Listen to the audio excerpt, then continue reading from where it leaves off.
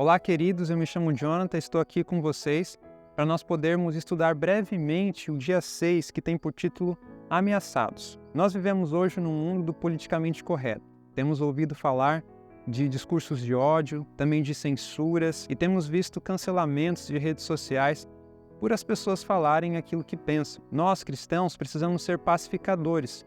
No entanto, precisamos defender a verdade que cremos. Antes conhecer e viver essa verdade, para que possamos defendê-la com a pena, com a voz e com as nossas vidas.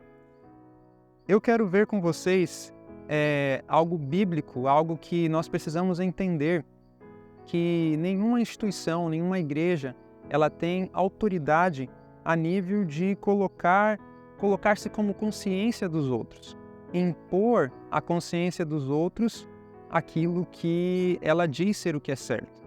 Por isso nós precisamos nos posicionar, precisamos entender aquilo que acreditamos. Muitas vezes a aparência de piedade tem escondido um desejo de exaltação própria. Nós estamos falando aqui, mais propriamente dito, de um poder que nesses últimos dias ele se levanta tendo uma suposta autoridade divina de que o dia de guarda correto para que as pessoas então guardem é o dia de domingo. Nós precisamos ser claros ao estudar esse assunto e não trazer palavras que sejam aí politicamente corretas, com a intenção de não discriminar. Claro que nós temos que entender que há uma distinção entre a organização e as pessoas que têm a sua fé católica. As pessoas muitas vezes não têm a consciência do que realmente está acontecendo, são na verdade ignorantes. E nós precisamos ser instrumentos para levar esclarecimento acerca deste assunto. O grande conflito diz, na página 242, que é tão fácil fazer um ídolo de falsas teorias quanto é fazer deuses de madeira ou de pedra. Satanás, ele tenta difamar a Deus, fazer com que as pessoas tenham uma falsa concepção de Deus. E esse poder religioso, o poder romano, ele então serve muito bem a esse propósito. E as pessoas, então, no mundo de hoje, mais do que no passado, acredito, têm a facilidade de criar ídolos, como um ídolo filosófico, como políticos, jornalistas, influencers, pessoas que estão aí na mídia.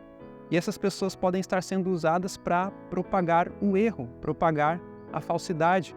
Por isso nós devemos tomar muito cuidado com as pessoas que nós seguimos nas redes sociais, porque nós podemos, em algum sentido, em algum momento, estar refletindo algum pensamento, alguma ideologia delas em nossas vidas. E nós sabemos que, lendo esses capítulos do livro Grande Conflito, os capítulos 35 e capítulo 36, nós conseguimos perceber que esse poder romano ele tem influenciado todo o vasto mundo. Há um outro texto que diz que quem ensina as pessoas a tratar os mandamentos de Deus sem respeito está semeando desobediência para colher desobediência. Então, muitas dessas pessoas que estão também cegadas, sendo manipuladas e controladas, estão levando as pessoas a desobedecer os mandamentos de Deus. E esse poder, ele tem sido o poder que caracteriza o século, um século de apostasia, de abandono da fé bíblica. É interessante que esse poder vai realizar milagres, maravilhas. Satanás vai estar atuando através do espiritismo, através desse poder, o poder romano, com milagres, com maravilhas, coisas que vão fascinar os sentidos dos homens. Mas lembrem-se de Jesus no deserto. Satanás pediu um milagre, que Jesus transformasse pedras em pães, em favor da autenticidade como Filho de Deus. No entanto, Jesus, ao invés de fazer um milagre para autenticar, para validar, ratificar a sua divindade, a sua filiação com o Pai, ele tão somente trouxe um assim diz o Senhor. Da mesma maneira, hoje precisamos nós nos posicionar. Nada será mais importante do que termos um firme fundamento na palavra de Deus, um firme fundamento na palavra do Senhor. Tem um texto em Tessalonicenses que diz: não se deixem enganar pelo que dizem, pois esse dia não virá até que surja a rebelião e venha o homem da perversidade, aquele que traz destruição. Esse tempo já chegou. Esse poder já se instalou e tem conseguido influenciar o mundo. Mas a palavra de Deus tem uma promessa para nós, não uma, na verdade são muitas as promessas da palavra de Deus. Há uma pergunta importante na qual nós precisamos refletir. O que fazer para não ser enganado, especialmente quando as aparências vão indicar que o errado é certo? Nós precisamos, como eu disse, nos alicerçar na palavra de Deus. E eu quero lançar aqui um desafio para vocês. Sabemos que não é necessário apenas conhecer a palavra de Deus, mas conhecer e obedecer. Se assim fizermos, isso servirá de proteção, como uma muralha que protege ali, que guarda uma cidade. Eu quero que você escolha um amigo e proponha uma conversa com ele acerca de Apocalipse capítulo 12 e o versículo 17. Ali fala que o dragão irou-se contra a igreja, contra o remanescente, foi pelejar contra o remanescente. Compartilhe esse verso com alguém que você conhece. Entenda, explique esse verso para alguém. Bom, hoje, no seu diálogo, na sua oração com Deus, clame para que Deus te dê o poder do Espírito Santo, para que o Espírito tome a tua vida e assuma o controle da tua vida. Seja alguém diferenciado no que diz respeito ao conhecimento da palavra de Deus. Lembre-se o que disse Paulo a Timóteo. Paulo disse assim: procura-te apresentar-te a Deus como obreiro aprovado, que não tem do que se envergonhar e que maneja bem a palavra da verdade. Rogue a Deus para que você seja assim. Alguém que não tem do que se envergonhar e que maneja bem a palavra da verdade.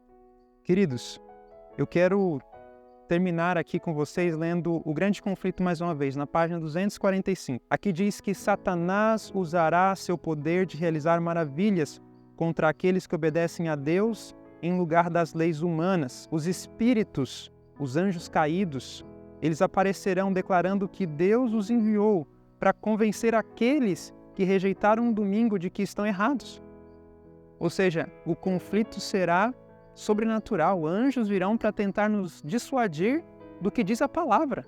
Isso é muito sério. É interessante que, se você ler o livro do ano aqui, O Grande Conflito, e você ler o final do capítulo 35, ali diz que aqueles que querem seguir, obedecer a palavra de Deus, eles serão censurados e perseguidos.